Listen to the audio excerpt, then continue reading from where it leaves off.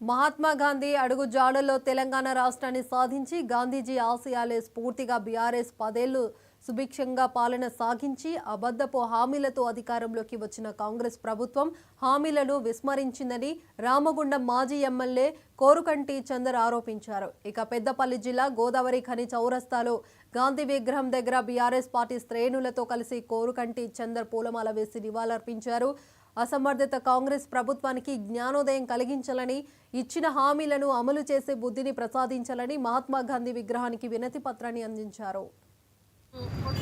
రామగుండం నియోజకవర్గంలో మహాత్మా గాంధీ విగ్రహానికి పూలమాల వేసి బీఆర్ఎస్ పార్టీ 420 హామీలను ఇచ్చినటువంటి కాంగ్రెస్ పార్టీకి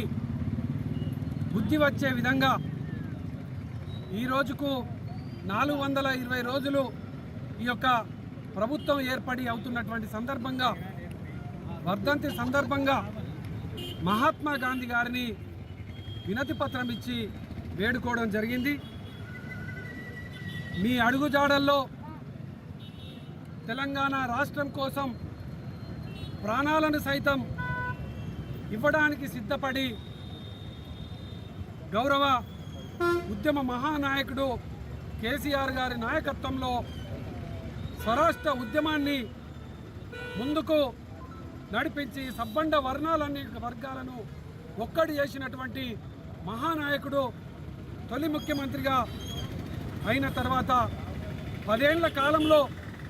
తెలంగాణ రాష్ట్రంలో ఉన్నటువంటి ప్రతి